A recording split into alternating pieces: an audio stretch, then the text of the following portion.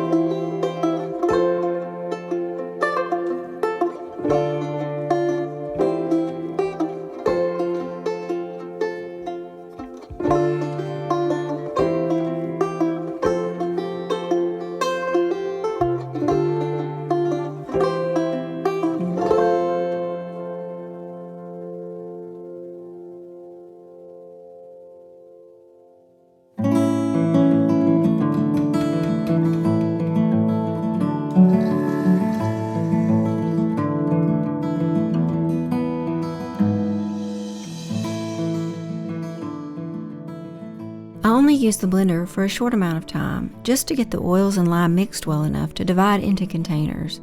I didn't want to blend much longer here and risk reaching trays too soon, since I have a lot of stirring and blending to do when I add the colorant, and my ultimate goal for the soap was to be at a light trace when I pour it into the mold. This recipe produced about 5½ cups of soap, so I just roughly divided it into 3 parts, about 3 cups for the white soap and 1¼ cups for each of the 2 colors.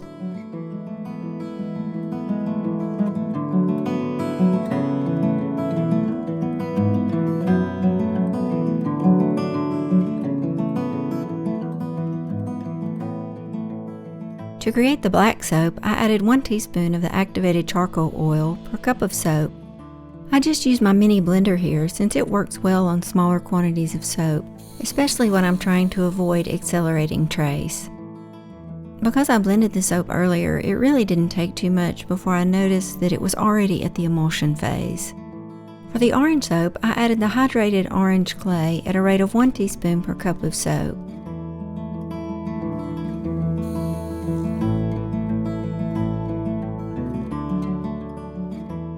To create the white soap, I decided to use the same method I used in my embed confetti soap video, where I poured off a small amount of soap, blended the titanium dioxide into that, and then added it back to the rest of the soap.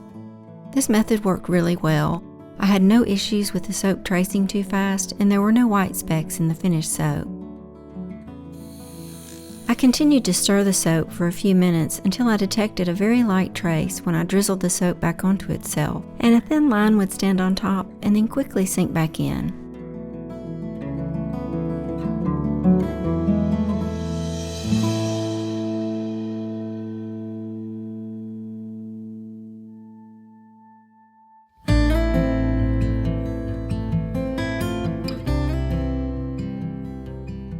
This technique involved layering all the colors into 2 separate containers, pouring down the side of the cup to prevent the colors from breaking through each layer.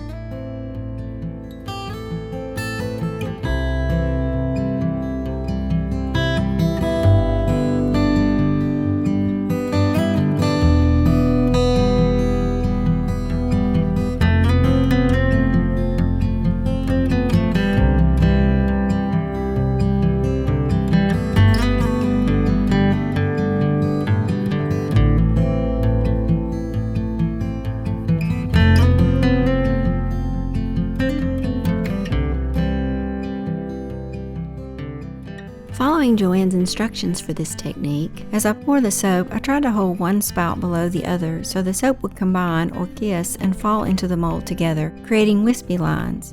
In the beginning of the pour, it was hard to get the spouts low since they were so full and I was trying to pour slowly. I really like the design that this technique creates when you can get lower in the mold and pour closer to the surface of the soap. I chose to pour in 2 corners of the mold and tried to hold my cups as still as possible.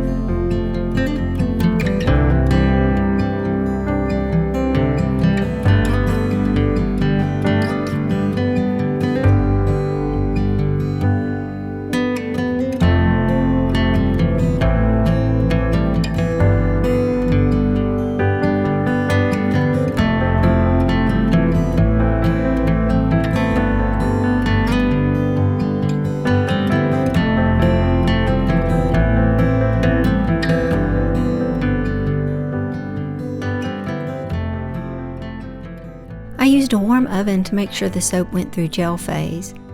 The colors usually look more vibrant after the soap gels, and I can typically unmold and cut it after 24 to 48 hours.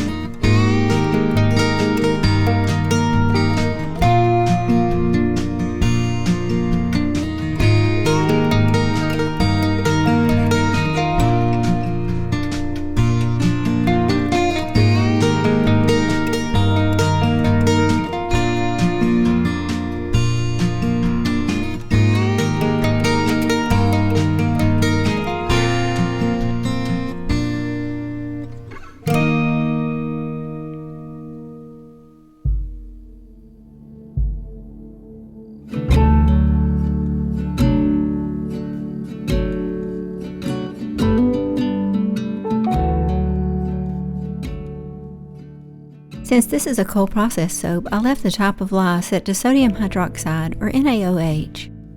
My oil weight for this recipe was 900 grams. My lye concentration was 33%, which means my lye solution was comprised of 33% sodium hydroxide and 67% distilled water. I left the superfat at 5%, and my fragrance usage rate was 35 grams per kilogram.